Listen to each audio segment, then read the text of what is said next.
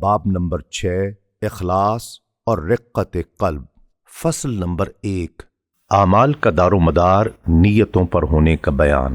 حدیث نمبر 333 متفق علیہ روایت ہے اور الفاظ صحیح بخاری کے ہیں۔ حضرت عمر بن خطاب رضی اللہ تعالیٰ عنہ سے مروی ہے کہ حضور نبی اکرم صلی اللہ علیہ وآلہ وسلم نے فرمایا، اعمال کا دار و مدار نیت پر ہے اور ہر شخص کے لیے وہی ہے جس کی اس نے نیت کی۔ پس جس نے اللہ تعالیٰ اور اس کے رسول صلی اللہ علیہ وآلہ وسلم کی طرف ہجرت کی، اس کی ہجرت اللہ تعالیٰ اور اس کے رسول صلی اللہ علیہ وآلہ وسلم کے لیے ہی شمار ہوگی، اور جس کی ہجرت دنیا حاصل کرنے یا کسی عورت سے شادی کرنے کے لیے ہوئی تو اس کی ہجرت اسی کے لیے ہے جس کی طرف اس نے ہجرت کی۔ حدیث نمبر 334 متفق علیہ روایت ہے۔ حضرت عائشہ صدیقہ رضی اللہ تعالیٰ عنہا سے مروی ہے کہ حضور نبی اکرم صلی اللہ علیہ وآلہ وسلم نے فرمایا، فتح مکہ کے بعد مکہ مکرمہ سے ہجرت نہیں، ہاں جہاد اور نیت باقی ہے۔ جب تمہیں جہاد کی طرف بلایا جائے تو فوراً نکل پڑو۔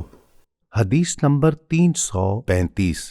متفق علیہ روایت ہے۔ حضرت ابو بکرہ نفیع بن حارث ثقفی رضی اللہ تعالیٰ عنہ روایت کرتے ہیں کہ حضور نبی اکرم صلی اللہ علیہ وآلہ وسلم نے فرمایا، جب دو مسلمان اپنی تلواروں کے ساتھ ملیں، آپس میں لڑیں، تو قاتل اور مقتول دونوں جہنم میں ہیں۔ میں نے عرض کیا، یا رسول اللہ، قاتل کے متعلق تو درست ہے، لیکن مقتول کیوں؟ فرمایا، کیونکہ وہ بھی اپنے حریف کو قتل کرنے کا تمنائی تھا۔ حدیث نمبر 336 صحیح مسلم میں حضرت ابو ہریرہ رضی اللہ تعالیٰ عنہ سے روایت ہے کہ حضور نبی اکرم صلی اللہ علیہ وآلہ وسلم نے فرمایا، بے شک اللہ تعالیٰ نہ تمہارے جسموں کو دیکھتا ہے اور نہ ہی تمہاری صورتوں کو، بلکہ وہ تمہارے دلوں کو دیکھتا ہے۔ اور ایک روایت میں یہ الفاظ ہیں، بے شک اللہ تعالیٰ تمہاری شکلوں اور تمہارے اموال کو نہیں دیکھتا، بلکہ وہ تمہارے دلوں اور تمہارے اعمال کو دیکھتا ہے۔ حدیث نمبر 337 الطبرانی میں حضرت سال بن سعد ساعدی رضی اللہ تعالیٰ عنہ سے مروی ہے کہ حضور نبی اکرم صلی اللہ علیہ وآلہ وسلم نے فرمایا، مومن کی نیت اس کے عمل سے بہتر ہے اور منافق کا عمل اس کی نیت سے بہتر ہے، اور ہر ایک اپنی نیت پر عمل کرتا ہے۔ پس جب مومن کوئی نیک عمل کرتا ہے تو اس نیک عمل کی برکت کے باعث اس کے دل میں نور پھوٹ پڑتا ہے۔ باب نمبر 6 فصل نمبر 2 دنیا سے بے رغبتی کا بیان۔ حدیث نمبر 338 ابو حنیفہ اپنی مسند میں بیان کرتے ہیں، حضرت عبداللہ بن عمر رضی اللہ تعالی عنہما سے روایت ہے کہ بے شک حضور نبی اکرم صلی اللہ علیہ وآلہ وسلم نے فرمایا، لوگوں میں سب سے زیادہ عقل مند وہ ہے جو دنیا کی محبت کو سب سے زیادہ چھوڑنے والا ہو۔ حدیث نمبر 339 سنن ابن ماجہ میں حضرت سہل بن سعد ساعدی رضی اللہ تعالیٰ عنہ روایت کرتے ہیں کہ ایک آدمی حضور نبی اکرم صلی اللہ علیہ وآلہ وسلم کی خدمت میں حاضر ہوا اور اس نے عرض کیا، یا رسول اللہ، مجھے کوئی ایسا عمل بتائیں جسے کرنے سے اللہ تعالیٰ بھی مجھ سے محبت کرے اور لوگ بھی۔ آپ صلی اللہ علیہ وآلہ وسلم نے فرمایا، دنیا سے بے رغبت ہو جا، اللہ تعالیٰ تجھ سے محبت کرے گا، اور جو کچھ لوگوں کے پاس ہے اس سے بے رغبت ہو جا، لوگ بھی تجھ سے محبت کریں گے۔ حدیث نمبر 340 سنن ترمذی میں حضرت ابو ہریرہ رضی اللہ تعالیٰ عنہ سے روایت ہے کہ حضور نبی اکرم صلی اللہ علیہ وآلہ وسلم نے فرمایا، اللہ تعالیٰ فرماتا ہے، اے ابن آدم، تو میری عبادت کے لیے فارغ تو ہو، میں تمہارا سینہ بے نیازی سے بھر دوں گا اور تیرا فقر و فاقہ ختم کر دوں گا، اور اگر تو ایسا نہیں کرے گا تو میں تیرے ہاتھ کام کاج سے بھر دوں گا اور تیری محتاجی کبھی ختم نہیں کروں گا۔ حدیث نمبر 341 سنن ابن ماجہ میں حضرت ابو خلاد رضی اللہ تعالیٰ عنہ جو کہ صحابی رسول ہیں روایت کرتے ہیں کہ حضور نبی اکرم صلی اللہ علیہ وآلہ وسلم نے فرمایا، جب تم دیکھو کہ کسی شخص کو دنیا میں زہد اور کم گوئی عطا کر دی گئی ہے تو اس کا قرب حاصل کرو، کیونکہ اسے حکمت عطا کر دی جاتی ہے۔ حدیث نمبر 342 صحیح مسلم میں حضرت ابو ہریرہ رضی اللہ تعالیٰ عنہ سے مروی ہے کہ حضور نبی اکرم صلی اللہ علیہ وآلہ وسلم نے فرمایا، دنیا مومن کا قید خانہ اور کافر کی جنت ہے۔ حدیث نمبر 343۔ الطبرانی میں حضرت ابو ہریرہ رضی اللہ تعالیٰ عنہ سے مروی ہے کہ حضور نبی اکرم صلی اللہ علیہ وآلہ وسلم نے فرمایا، دنیا سے بے رغبتی دل اور جسم دونوں کو سکون بخشتی ہے۔ اور امام قضائی نے حضرت عبداللہ بن عمرو رضی اللہ تعالیٰ عنہ سے روایت کرتے ہوئے ان الفاظ کا اضافہ کیا ہے، دنیا سے محبت غم و حزن میں اضافہ کرتی ہے اور فحش کلامی دل کو سخت کر دیتی ہے۔ حدیث نمبر 344۔ امام ابو یعلا روایت کرتے ہیں، حضرت عمار بن یاسر رضی اللہ تعالیٰ عنہ فرماتے ہیں کہ میں نے حضور نبی اکرم صلی اللہ علیہ وآلہ وسلم سے سنا، نیک لوگ دنیا سے بے رغبتی کے علاوہ کسی اور چیز کے ساتھ خوبصورت نہیں لگتے۔ حدیث نمبر 345۔ الطبرانی میں حضرت عمران بن حسین رضی اللہ تعالیٰ عنہ سے مروی ہے کہ حضور نبی اکرم صلی اللہ علیہ وآلہ وسلم نے فرمایا، جو شخص دنیا سے کٹ کر صرف اللہ کی راہ کی طرف ہو جائے، اللہ تعالیٰ اس کی ضرورت پوری کرتا ہے اور اسے وہاں سے رزق دیتا ہے جہاں سے اسے وہم و گمان بھی نہ ہو، اور جو شخص اللہ تعالیٰ سے کٹ کر دنیا کی طرف ہو جاتا ہے تو اللہ تعالیٰ اسے اسی دنیا کے سپرد کر دیتا ہے۔ حدیث نمبر 346۔ سنن ترمذی میں حضرت عمر بن خطاب رضی اللہ تعالیٰ عنہ سے مروی ہے کہ حضور نبی اکرم صلی اللہ علیہ وآلہ وسلم نے فرمایا، اگر تم اللہ تعالیٰ پر اس طرح بھروسہ کرتے جیسا بھروسہ کرنے کا حق ہے تو تمہیں اس طرح رزق دیا جاتا جس طرح پرندوں کو رزق دیا جاتا ہے، وہ صبح کو بھوکے نکلتے ہیں اور شام کو پیٹ بھر کر واپس آتے ہیں۔ باب نمبر 6، فصل نمبر 3، سچائی اور اخلاص کا بیان۔ حدیث نمبر 347۔ متفق علیہ روایت ہے، حضرت عبداللہ رضی اللہ تعالیٰ عنہ سے مروی ہے کہ حضور نبی اکرم صلی اللہ علیہ وآلہ وسلم نے فرمایا، سچ ہمیشہ نیکی کی راہ دکھاتا ہے اور نیکی جنت کی راہ دکھاتی ہے۔ آدمی سچ بولتا رہتا ہے یہاں تک وہ صدیق سچا بن جاتا ہے، اور جھوٹ بدی کا راستہ دکھاتا ہے اور بدی دوزخ میں لے جاتی ہے۔ آدمی جھوٹ بولتا رہتا ہے یہاں تک کہ اسے اللہ تعالیٰ کے ہاں جھوٹا ہی لکھ دیا جاتا ہے۔ حدیث نمبر 348۔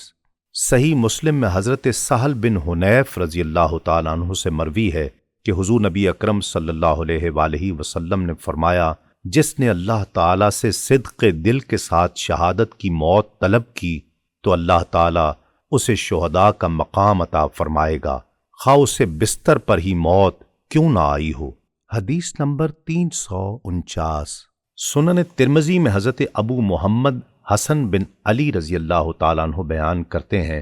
کہ مجھے حضور نبی اکرم صلی اللہ علیہ وآلہ وسلم کا یہ ارشاد آج بھی یاد ہے۔ آپ صلی اللہ علیہ وآلہ وسلم نے فرمایا، شک و شبہ والی چیز چھوڑ کر ہمیشہ شک و شبہ سے پاک چیز کو اختیار کرو، بے شک سچ سکون اور جھوٹ شک و شبہ ہے۔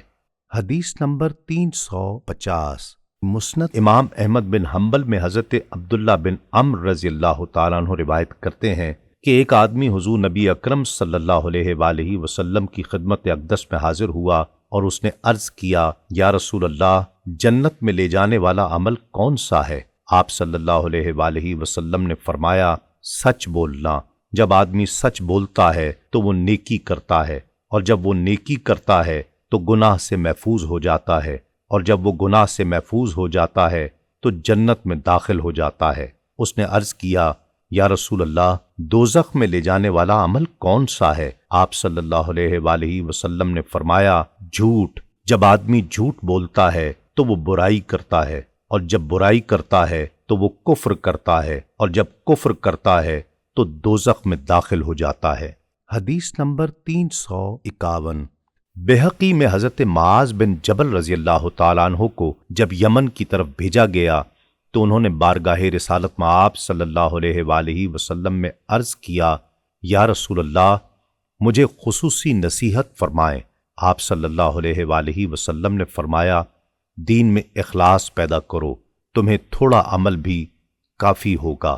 حدیث نمبر 352۔ الطبرانی میں حضرت ابو درداء رضی اللہ تعالیٰ عنہ سے روایت ہے کہ حضور نبی اکرم صلی اللہ علیہ وآلہ وسلم نے فرمایا، دنیا ملعون ہے اور جو کچھ اس میں ہے وہ بھی ملعون ہے سوائے اس نیک عمل کے جس کے ذریعے اللہ تعالیٰ کی رضا طلب کی جائے۔ حدیث نمبر 353۔ سنن ابن ماجہ میں حضرت انس بن مالک رضی اللہ تعالیٰ عنہ سے روایت ہے کہ حضور نبی اکرم صلی اللہ علیہ وآلہ وسلم نے فرمایا، جو شخص اللہ وحدہ لا شریک کے لیے کامل اخلاص پر اور بلا شرک اس کی عبادت پر اور نماز قائم کرنے پر، زکوٰۃ دینے پر ہمیشہ عمل پیرا ہو کر دنیا سے رخصت ہوگا، اس کی موت اس حال میں ہوگی کہ اللہ تعالیٰ اس سے راضی ہوگا۔ باب نمبر 6، فصل نمبر 4، اللہ کے لیے محبت کرنے کے ثواب کا بیان۔ حدیث نمبر 354۔ صحیح مسلم میں حضرت ابو ہریرہ رضی اللہ تعالیٰ عنہ سے روایت ہے کہ حضور نبی اکرم صلی اللہ علیہ وآلہ وسلم نے فرمایا، اللہ تعالیٰ قیامت کے دن فرمائے گا،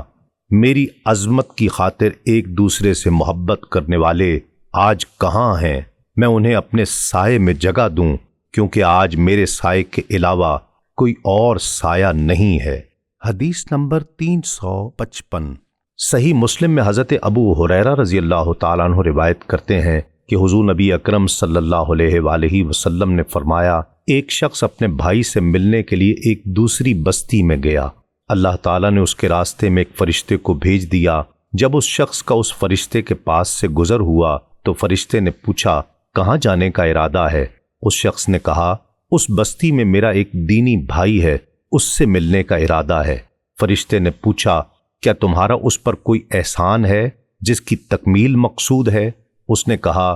اس کے سوا اور کوئی بات نہیں کہ مجھے اس سے صرف اللہ تعالیٰ کے لیے محبت ہے۔ تب اس فرشتے نے کہا کہ میں تمہارے پاس اللہ تعالیٰ کا یہ پیغام لایا ہوں کہ جس طرح تم اس شخص سے محض اللہ تعالیٰ کے لیے محبت کرتے ہو، اللہ تعالیٰ بھی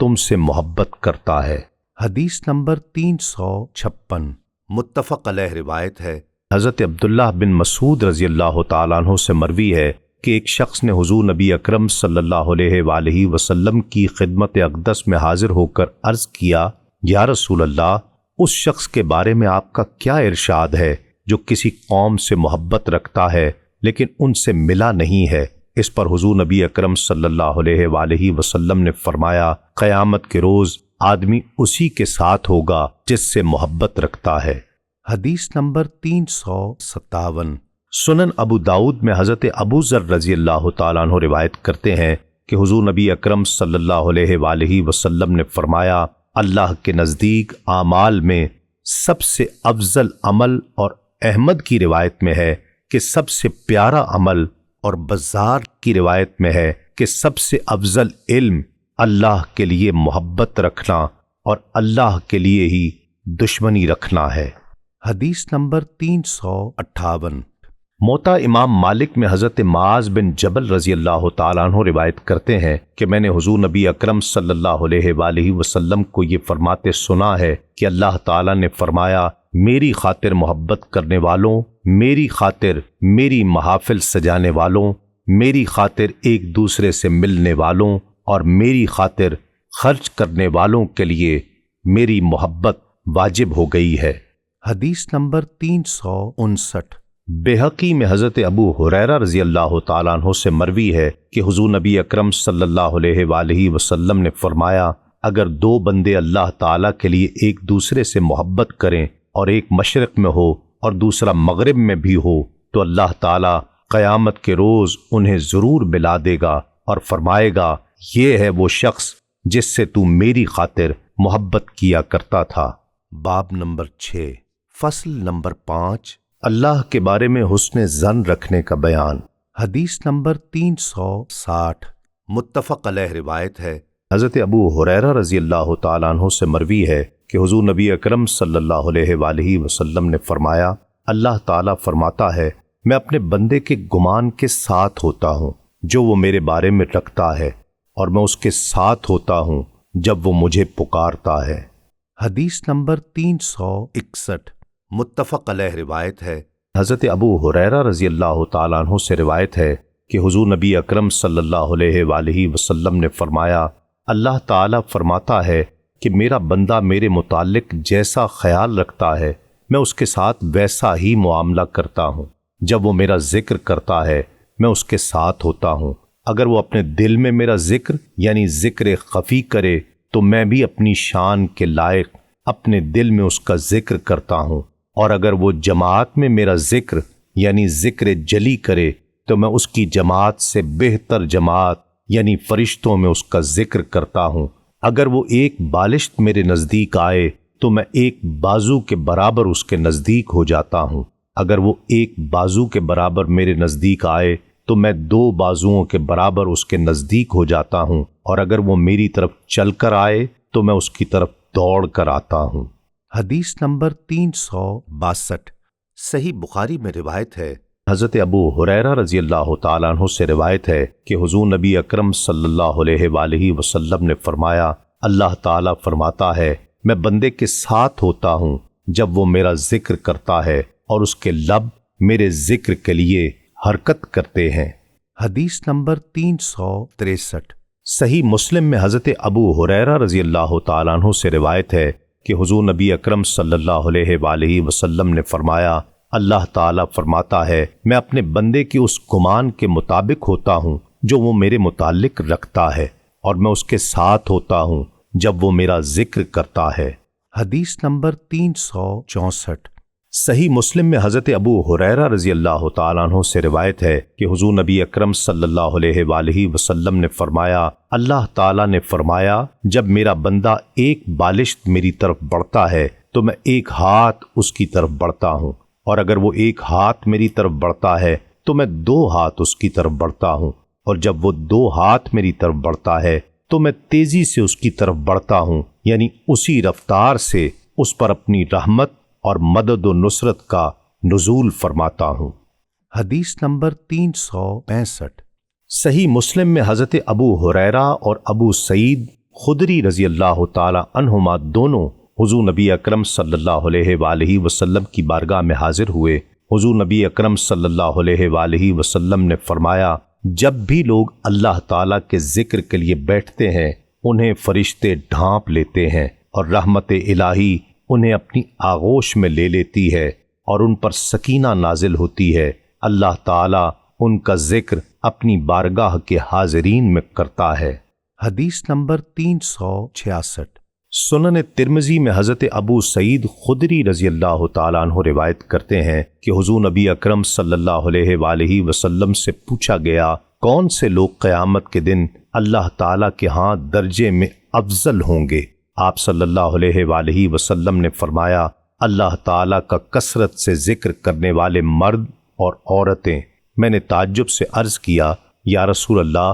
کیا اللہ تعالیٰ کی راہ میں جہاد کرنے والے غازی سے بھی افضل ہوں گے؟ آپ صلی اللہ علیہ وآلہ وسلم نے فرمایا، ہاں، اگرچہ مجاہد اپنی تلوار کافروں اور مشرکوں پر اس قدر چلائے کہ وہ ٹوٹ جائے اور خون آلود ہو جائے، پھر بھی اللہ تعالیٰ کا ذکر کرنے والے درجے میں اس سے افضل ہیں۔ حدیث نمبر 367 مسند امام احمد بن حنبل میں حضرت واصلہ بن الاسقا رضی اللہ تعالیٰ عنہ سے مروی ہے کہ حضور نبی اکرم صلی اللہ علیہ وآلہ وسلم نے فرمایا، اللہ تعالیٰ نے فرمایا، میں اپنے بندے کے گمان کے مطابق ہوتا ہوں جو وہ میرے بارے میں رکھتا ہے، لہٰذا وہ جو چاہے میرے بارے میں گمان رکھ لے۔ باب نمبر 6 فصل نمبر 6 اللہ کے خوف سے رونے کا بیان۔ حدیث نمبر 368 سنن ترمذی میں حضرت انس رضی اللہ تعالیٰ عنہ سے مروی ہے کہ حضور نبی اکرم صلی اللہ علیہ وآلہ وسلم نے فرمایا، روز قیامت اللہ فرمائے گا، دوزخ میں سے ایسے شخص کو نکال دو جس نے ایک دن بھی مجھے یاد کیا یا میرے خوف سے کبھی بھی مجھ سے ڈرا۔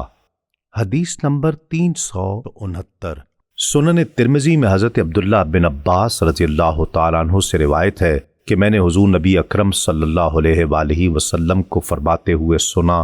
2 آنکھوں کو دوزخ کی آگ نہیں چھوئے گی، ایک وہ آنکھ جو اللہ تعالیٰ کے خوف سے روئی اور دوسری وہ آنکھ جس نے اللہ تعالیٰ کی راہ میں پہرا دے کر رات گزاری۔ حدیث نمبر 370۔ الطبرانی میں حضرت انس رضی اللہ تعالیٰ عنہ سے روایت ہے کہ حضور نبی اکرم صلی اللہ علیہ وآلہ وسلم نے فرمایا، جس نے اللہ تعالیٰ کو یاد کیا اور اس کے خوف سے اس کی آنکھیں اس قدر اشکبار ہوئیں کہ زمین تک اس کے آنسو پہنچ گئے، تو اللہ تعالیٰ اسے قیامت کے دن عذاب نہیں دے گا۔ حدیث نمبر 371۔ سنن ترمذی میں حضرت ابو امامہ رضی اللہ تعالیٰ عنہ سے روایت ہے کہ حضور نبی اکرم صلی اللہ علیہ وآلہ وسلم نے فرمایا، اللہ تعالیٰ کو 2 قطروں اور 2 نشانوں سے زیادہ کوئی چیز پسند نہیں، اللہ تعالیٰ کے خوف سے بہنے والے آنسوؤں کا قطرہ اور اللہ تعالیٰ کی راہ میں بہنے والے خون کا قطرہ۔ رہے 2 نشان تو ایک ہے اللہ تعالیٰ کی راہ میں چلنے کا نشان اور دوسرا ہے اللہ تعالیٰ کے فرائض میں پڑ جانے والے کسی فریضے کی ادائیگی کا نشان۔ حدیث نمبر 372۔ بہقی میں حضرت ابو ہریرہ رضی اللہ تعالیٰ عنہ سے مروی ہے کہ حضور نبی اکرم صلی اللہ علیہ وآلہ وسلم نے فرمایا، اللہ تعالیٰ نے فرمایا، مجھے اپنی عزت کی قسم، میں اپنے بندے پر 2 خوف اور 2 امن اکٹھے نہیں کروں گا۔ اگر وہ مجھ سے دنیا میں خوف رکھے گا تو میں اسے قیامت کے روز امن میں رکھوں گا، اور اگر وہ مجھ سے دنیا میں بے خوف رہا تو میں اسے قیامت کے روز خوف میں مبتلا کروں گا۔ باب نمبر 6، فصل نمبر 7، اچھی آواز سے تلاوت قرآن کرنے کا بیان۔ حدیث نمبر 373، متفق علیہ روایت ہے اور الفاظ صحیح مسلم کے ہیں۔ حضرت ابو ہریرہ رضی اللہ تعالیٰ عنہ سے مروی ہے کہ حضور نبی اکرم صلی اللہ علیہ وآلہ وسلم نے فرمایا، اللہ تعالیٰ کسی فعل پر اس قدر جزا عطا نہیں فرماتا جتنا نبی کے خوش الحانی سے قرآن مجید پڑھنے پر اجر عطا فرماتا ہے۔ حدیث نمبر 374، متفق علیہ روایت ہے۔ حضرت ابو ہریرہ رضی اللہ تعالیٰ عنہ روایت کرتے ہیں کہ حضور نبی اکرم صلی اللہ علیہ وآلہ وسلم نے فرمایا، اللہ تعالیٰ نے کسی امر پر اتنا ثواب نہیں دیا جتنا اپنے نبی صلی اللہ علیہ وآلہ وسلم کو ترنم کے ساتھ قرآن کریم پڑھنے پر دیا ہے۔ حدیث نمبر 375، صحیح بخاری میں حضرت ابو ہریرہ رضی اللہ تعالیٰ عنہ سے روایت ہے کہ حضور نبی اکرم صلی اللہ علیہ وآلہ وسلم نے فرمایا، وہ شخص ہم میں سے نہیں جو قرآن مجید کو خوب خوش الحانی کے ساتھ نہیں پڑھتا۔ دوسرے راوی نے اس کے ساتھ یہ اضافہ بھی کیا ہے کہ جو بلند آواز سے نہیں پڑھتا۔ حدیث نمبر 376، صحیح مسلم میں حضرت ابو امامہ رضی اللہ تعالیٰ عنہ روایت کرتے ہیں کہ میں نے حضور نبی اکرم صلی اللہ علیہ وآلہ وسلم کو فرماتے ہوئے سنا، قرآن مجید پڑھا کرو، یہ قیامت کے دن اپنے پڑھنے والوں کے لیے شفاعت کرنے والا بن کر آئے گا۔ حدیث نمبر 377، سنن ترمذی میں حضرت علی ابن ابی طالب رضی اللہ تعالیٰ عنہ روایت کرتے ہیں کہ حضور نبی اکرم صلی اللہ علیہ وآلہ وسلم نے فرمایا، جس شخص نے قرآن حکیم پڑھا اور اسے حفظ کر لیا، اس کی حلال کردہ چیزوں کو حلال اور حرام کردہ چیزوں کو حرام سمجھا، اللہ تعالیٰ اسے قرات و علم قرآن کی وجہ سے اسے جنت میں داخل کر دے گا، اور اس کے خاندان کے 10 ایسے افراد کے حق میں بھی اس کی سفارش قبول کرے گا جن کے لیے دوزخ واجب ہو چکی ہوگی۔ حدیث نمبر 378، سنن ترمذی میں حضرت عبداللہ بن عمرو رضی اللہ تعالیٰ عنہ روایت کرتے ہیں کہ حضور نبی اکرم صلی اللہ علیہ وآلہ وسلم نے فرمایا، قرآن مجید پڑھنے والے سے کہا جائے گا، قرآن پڑھتا جا اور جنت میں منزل بمنزل اوپر چڑھتا جا، اور یوں ترتیل سے پڑھ جیسے تو دنیا میں ترتیل سے پڑھا کرتا تھا، تیرا ٹھکانہ جنت میں اس جگہ ہوگا جہاں تو آخری آیت تلاوت کرے گا۔ حدیث نمبر 379، سنن ابن ماجہ میں حضرت انس رضی اللہ تعالیٰ عنہ روایت کرتے ہیں کہ حضور نبی اکرم صلی اللہ علیہ وآلہ وسلم نے فرمایا، لوگوں میں سے کچھ لوگ خاص اللہ والے ہوتے ہیں۔ صحابہ کرام نے عرض کیا، یا رسول اللہ، وہ کون خوش نصیب لوگ ہیں؟ آپ صلی اللہ علیہ وآلہ وسلم نے فرمایا، قرآن پڑھنے والے، وہی اللہ والے اور اس کے خواص ہیں۔ حدیث نمبر 380، سنن ترمذی میں حضرت عبداللہ بن عباس رضی اللہ تعالیٰ عنہ سے مروی ہے کہ حضور نبی اکرم صلی اللہ علیہ وآلہ وسلم نے فرمایا، وہ شخص جس کے دل میں قرآن کریم کا کچھ حصہ بھی نہیں، وہ ویران گھر کی طرح ہے۔ باب نمبر 6، فصل نمبر 8، قناعت اختیار کرنے اور لالچ سے بچنے کا بیان۔ حدیث نمبر 381، متفق علیہ روایت ہے، حضرت ابو ہریرہ رضی اللہ تعالیٰ عنہ سے مروی ہے کہ حضور نبی اکرم صلی اللہ علیہ وآلہ وسلم نے فرمایا، امیری کثرت مال سے نہیں ہوتی بلکہ اصل امیری دل کا غنی اور امیر ہونا ہے۔ حدیث نمبر 382، متفق علیہ روایت ہے اور الفاظ صحیح بخاری کے ہیں۔ حضرت حکیم بن حزام رضی اللہ تعالیٰ عنہ سے مروی ہے کہ حضور نبی اکرم صلی اللہ علیہ وآلہ وسلم نے فرمایا، اوپر والا یعنی دینے والا ہاتھ نیچے والے یعنی لینے والے ہاتھ سے بہتر ہے، اور صدقہ و خیرات کی ابتدا اپنے اہل و عیال سے کرو، اور بہترین صدقہ وہ ہے جس کے بعد استغنا قائم رہے، اور جو سوال سے بچتا ہے اللہ تعالیٰ اسے سوال کرنے سے بچا لیتا ہے، اور جو استغنا اختیار کرتا ہے اسے اللہ تعالیٰ غنی کر دیتا ہے۔ حدیث نمبر 383، متفق علیہ روایت ہے، حضرت ابو ہریرہ رضی اللہ تعالیٰ عنہ سے روایت ہے کہ حضور نبی اکرم صلی اللہ علیہ وآلہ وسلم نے فرمایا، مسکین وہ نہیں ہے جو لوگوں کے گرد چکر لگاتا رہے، ایک یا دو لقموں یا ایک دو کھجوروں کا لالچ اسے گھماتا پھراتا رہے، بلکہ مسکین تو وہ ہے جس کے پاس نہ تو اتنا مال ہو کہ اس کی ضرورت کو پورا کر سکے، نہ وہ ظاہراً مسکین نظر آتا ہو کہ لوگ اسے صدقہ دیں، اور نہ وہ شرم کے مارے خود کھڑے ہو کر لوگوں سے مانگتا ہو۔ حدیث نمبر 384، سنن ترمذی میں حضرت عبداللہ بن مسعود رضی اللہ تعالیٰ عنہ فرماتے ہیں کہ حضور نبی اکرم صلی اللہ علیہ وآلہ وسلم نے فرمایا، جس شخص پر مفلسی آ گئی اور اس نے اپنی مفلسی کو دور کرنے کے لیے اس کو لوگوں کے سامنے پیش کیا تو اس کی مفلسی دور نہیں ہوگی، اور جس شخص نے اپنی مفلسی کو اللہ تعالیٰ کی خدمت میں پیش کیا تو اللہ تعالیٰ اسے جلد یا بدیر اپنی حکمت کے مطابق رزق عطا فرمائے گا۔ حدیث نمبر 385، سنن ابو داؤد میں حضرت ثوبان رضی اللہ تعالیٰ عنہ سے مروی ہے کہ حضور نبی اکرم صلی اللہ علیہ وآلہ وسلم نے فرمایا، جو شخص مجھے اس بات کی ضمانت دے کہ لوگوں سے کوئی چیز نہیں مانگے گا تو میں اسے جنت کی ضمانت دیتا ہوں۔ میں نے عرض کیا، یا رسول اللہ، میں اس بات کی ضمانت دیتا ہوں۔ اس کے بعد حضرت ثوبان رضی اللہ تعالیٰ عنہ کسی سے کچھ نہیں مانگا کرتے تھے۔ حدیث نمبر 386، صحیح مسلم میں حضرت عبداللہ بن عمر رضی اللہ تعالیٰ عنہ سے مروی ہے کہ حضور نبی اکرم صلی اللہ علیہ وآلہ وسلم نے فرمایا، بلا شبہ وہ کامیاب ہو گیا جو اسلام لایا، اسے حسب ضرورت رزق عطا ہوا، اور اللہ تعالیٰ نے اسے جو کچھ دیا اسے اس پر قناعت بھی عطا فرمائی۔ باب نمبر 6، فصل نمبر 9، توبہ اور استغفار کا بیان۔ حدیث نمبر 387،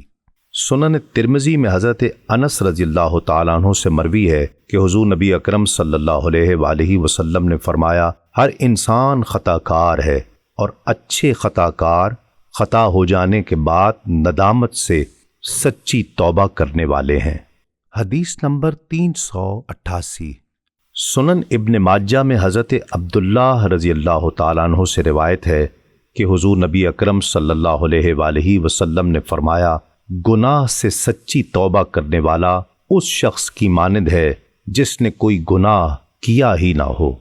حدیث نمبر 389، متفق علیہ روایت ہے، حضرت ابو ہریرہ رضی اللہ تعالیٰ عنہ سے روایت ہے کہ حضور نبی اکرم صلی اللہ علیہ وآلہ وسلم نے فرمایا، ایک آدمی اپنے اوپر ظلم و زیادتی کرتا رہا، یعنی بہت زیادہ گناہوں میں ملوث رہا۔ جب اس کی موت کا وقت آیا تو اس نے اپنے بیٹوں سے کہا، جب میں فوت ہو جاؤں تو مجھے اچھی طرح جلا دینا، پھر میرے جلے ہوئے جسم کو پیس دینا، پھر میری راکھ ہوا میں اڑا دینا۔ اللہ کی قسم، اگر میرے رب نے مجھے پکڑ لیا تو وہ مجھے ایسا عذاب دے گا کہ اس جیسا عذاب کبھی کسی کو نہ دیا ہوگا۔ جب وہ فوت ہو گیا تو اس کے ساتھ اسی طرح کیا گیا۔ اللہ تعالیٰ نے زمین کو حکم دیا اپنے اندر موجود اس کے بکھرے ہوئے ذرات جمع کر دے۔ زمین نے ذرات جمع کر دیے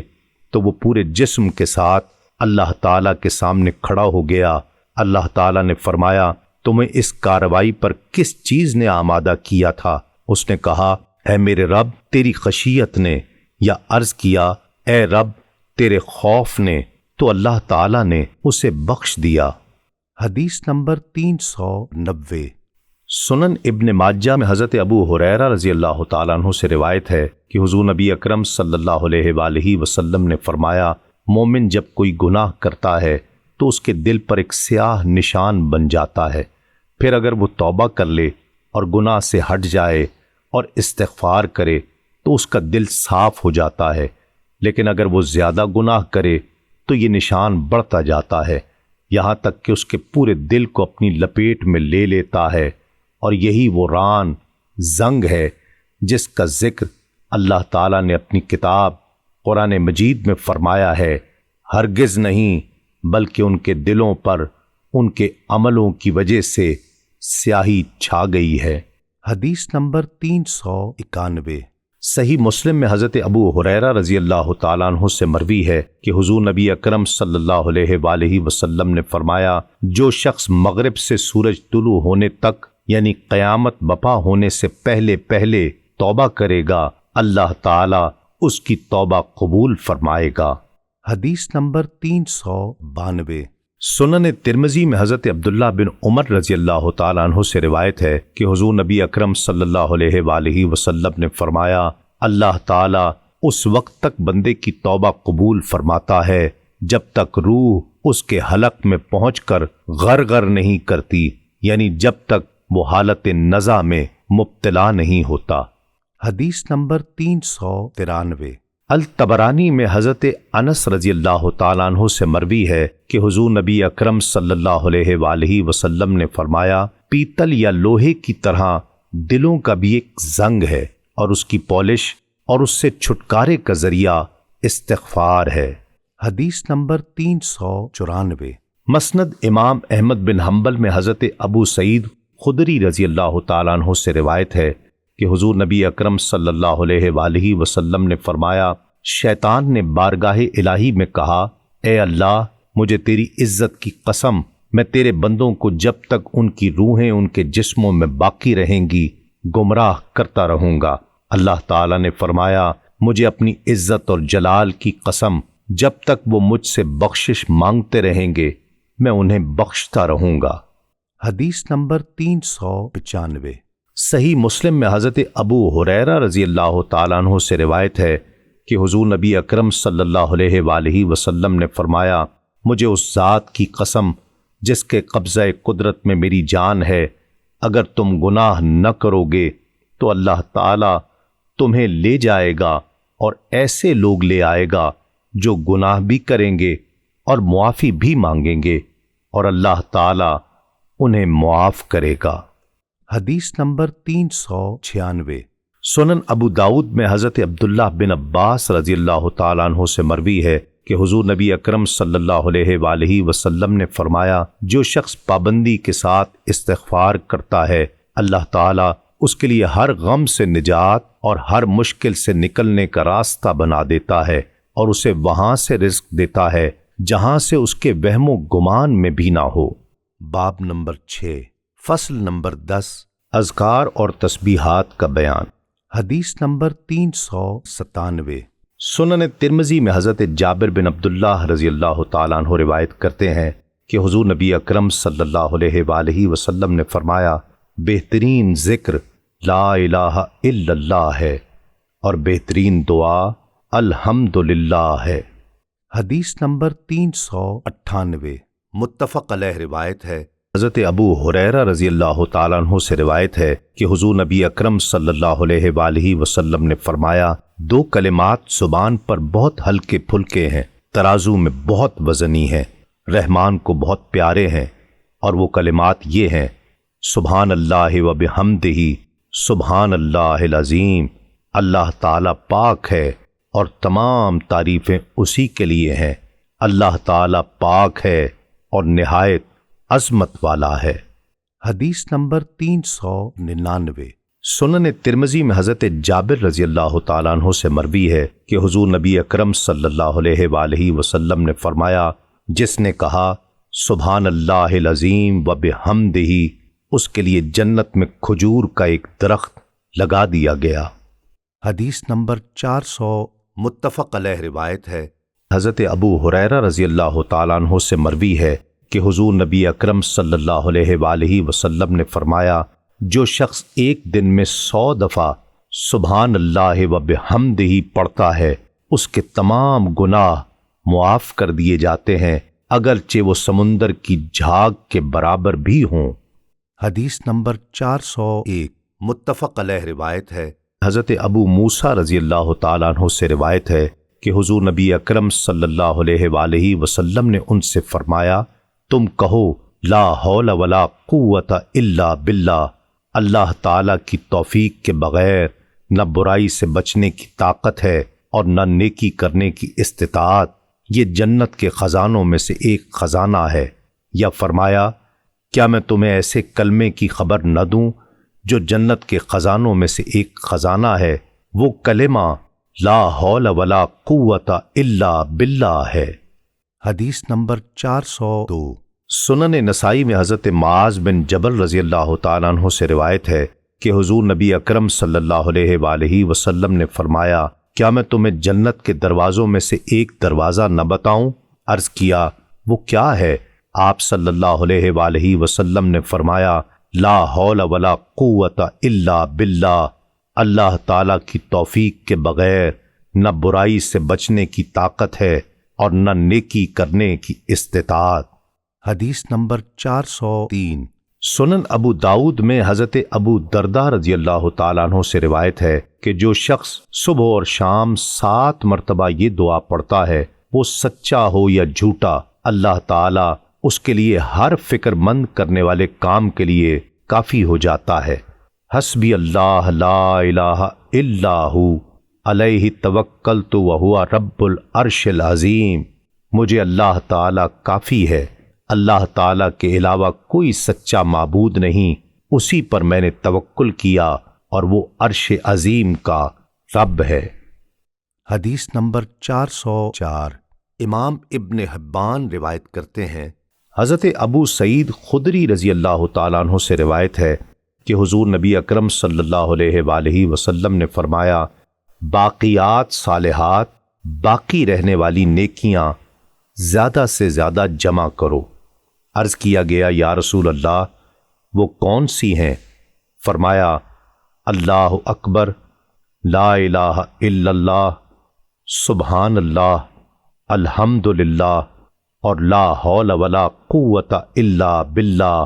پڑھتے رہنا۔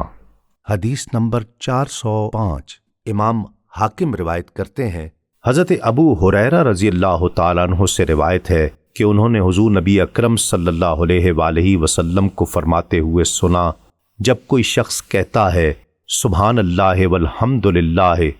ولا الہ الا اللہ واللہ اکبر ولا حول ولا قوت الا باللہ العلی العظیم، اللہ تعالیٰ پاک ہے اور تمام تعریفیں اللہ تعالیٰ کے لیے ہیں، اللہ تعالیٰ کے سوا کوئی سچا معبود نہیں اور اللہ تعالیٰ سب سے بڑا ہے، اللہ تعالیٰ کی توفیق کے بغیر نہ برائی سے بچنے کی طاقت ہے اور نہ نیکی کرنے کی استطاعت، تو اللہ تعالیٰ فرماتا ہے، میرا بندہ میرا مطیع اور فرما بردار ہو گیا ہے، اسے بخش دیا گیا۔ حدیث نمبر 406 الطبرانی میں حضرت ابو درداء رضی اللہ تعالیٰ عنہ سے مروی ہے کہ حضور نبی اکرم صلی اللہ علیہ وآلہ وسلم نے فرمایا، جو شخص صبح کے وقت اور شام کے وقت مجھ پر 10 مرتبہ درود بھیجے گا، اسے قیامت کے روز میری شفاعت نصیب ہوگی۔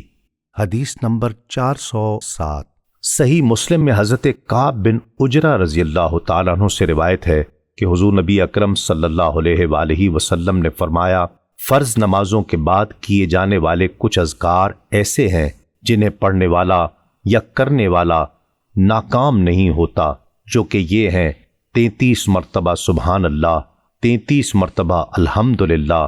اور 34 مرتبہ اللہ اکبر پڑھنا۔ حدیث نمبر 408 مسند امام احمد بن حنبل میں حضرت عبداللہ بن عمر رضی اللہ تعالیٰ عنہ سے مروی ہے کہ حضور نبی اکرم صلی اللہ علیہ وآلہ وسلم نے فرمایا، کیا میں تمہیں حضرت نوح علیہ السلام کی اپنے بیٹے کو کی ہوئی وصیت نہ بتاؤں؟ صحابہ کرام نے عرض کیا، یا رسول اللہ ضرور بتائیے۔ آپ صلی اللہ علیہ وآلہ وسلم نے فرمایا، حضرت نوح علیہ السلام نے اپنے بیٹے کو وصیت کی، اے میرے پیارے بیٹے، میں تمہیں 2 کاموں کا حکم دیتا ہوں اور 2 کاموں سے روکتا ہوں۔ میں تمہیں لا الہ الا اللہ کے ذکر کی وصیت کرتا ہوں، کیونکہ یہ کلمہ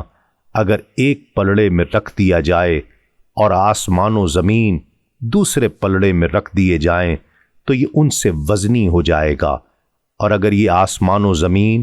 گول دائرے کی طرح بھی ہوں تو یہ انہیں چیرتا ہوا سیدھا اللہ تعالی کی طرف چلا جائے گا۔ اس کے بعد پوری حدیث ذکر کی۔ حدیث نمبر 409 سنن ترمذی میں حضرت معاذ بن جبل رضی اللہ تعالیٰ عنہ سے مروی ہے کہ حضور نبی اکرم صلی اللہ علیہ وآلہ وسلم نے ایک آدمی کو یہ الفاظ کہتے ہوئے سنا، یا ذل جلال والاکرام، تو آپ صلی اللہ علیہ وآلہ وسلم نے فرمایا، تمہاری دعا قبول ہو گئی ہے، تم مانگو۔ حدیث نمبر 410 متفق علیہ روایت ہے۔ حضرت عائشہ رضی اللہ تعالیٰ عنہا سے مروی ہے کہ حضور نبی اکرم صلی اللہ علیہ وآلہ وسلم مریض کے لیے فرمایا کرتے تھے، اللہ تعالیٰ کے نام سے شفا طلب کر رہا ہوں۔ ہماری زمین کی مٹی اور ہم سے بعض کا لعاب اللہ تعالیٰ کے حکم سے ہمارے مریض کو شفا دیتا ہے۔